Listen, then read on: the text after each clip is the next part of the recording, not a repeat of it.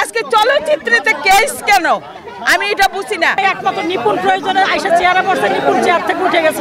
এত সুন্দর একটা জায়গা এটারে 2 বছরে নষ্ট করে দিছে। নিপুণ কার জোরে কোর্টে যায়, কিসের তার এত জোর, কেন সে এই এফডিসিতে আইসা রাজনীতির জোর দেখাইতে আসে? এটা আমরা চাই না। আমরা কোন শিল্পীরা চাই না, আমরা চাই অভিনয়, প্রযোজক, ডিরেক্টর, আমরা এটা চাই, আর কিচ্ছু চাই না। আমরা সাংবাদিক ভাইরা আপনারা এইটুকুন হেল্প করেন, আমাদের চলচ্চিত্রকে বাঁচায় দেন, কারণ এখানে ফাইটার আছে, নাচের মেয়েরা আছে, তারা চায় কাজ, আর আমরা শিল্পীরা তো কাজ করি। এটাকে নষ্ট করতেছে। এত সুন্দর একটা জায়গা এটারে 2 বছরে নষ্ট করে দিছে। আমরা কেউ আসি নাই এখানে, এফডিসিতে কোনো কাজ করি নাই। সাধারণ মানুষও কিন্তু হাসাহাসি করছে আপনাদের এই কাজ। হ্যাঁ, আমরা বাইরে গেলে সবাই কয় চলচ্চিত্র এরকম নষ্ট, চলচ্চিত্র এইটা। এখন আবার মামলা করছে, পাবলিক সবাই হাসতেছে।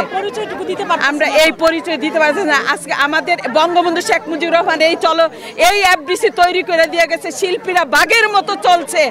আগের পুরানা শিল্পীরা কোনো কেস কামারি এইসব হয় নাই। আজকে চলচ্চিত্রেতে কেস কেন আমি এটা বুঝি না। চলচ্চিত্রে কেন কেস? প্রধানমন্ত্রী শেখ হাসিনা সজাগ দৃষ্টি করার জন্য এই কথাগুলো আমরা বলছি। শিল্পীরা অসহায়, আমাদের পাশে দাঁড়ান আপনি। এই নিপুণ কিসের জন্য কেস করতেছে, কেন কোর্টে যাচ্ছে? এটা তো লজ্জার ব্যাপার। কেন এইগুলা করতেছে? আপনারা সবাই সোচ্চার হন। এই রাজনীতি, এই ধরনের বাজে রাজনীতি, মূর্খ বলা, যাকে তাকে মূর্খ বলতেছে। কেন কেন মূর্খ বলবে? আমরা শিল্পী। দুদিন পর আপনার বাবার তো না, আমরা মামলার হয়রানি আমরা কোনো সমর্থন করি না, এগুলা বাজে কাজ। আমরা শিল্পী, আমরা অভিনয় করতে চাই, আমরা মানুষকে খুশি রাখতে চাই, আমাদেরকে দেখে মানুষ, পাবলিকরা যাতে ভালোবাসে, এটাই আমরা চাই। কিন্তু এখন কেন এইসব চলবে? এখন কেন এসব?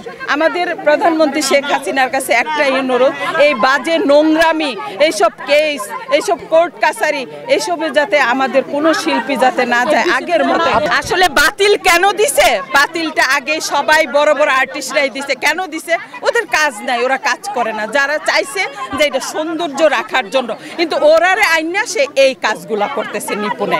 ওরারে পাশ করায়, ওদেরকে সদস্য পদ দিয়া ওদেরকে নিয়ে সে দলাদলি করতেছে, কারণ এটা ও কিন্তু তারপরে পাশ করতে পারে নাই। আমি যে একটা বাগান, তোমরা হলো তার ফুল। তোমরা যদি না আসো, বাগানটা মলিন হয়ে যায়। আপা তোমরা আসো তো এই বাগানে বসো। কই গত 2 বছর এরকম একটা ফুল কোনো শিল্পী পায় নাই, একটা ফুল তো কেউ পায় নাই। একমাত্র নিপুণ প্রয়োজনে আইসা চেয়ারে বসে নিপুণ চেয়ার থেকে উঠে গেছে।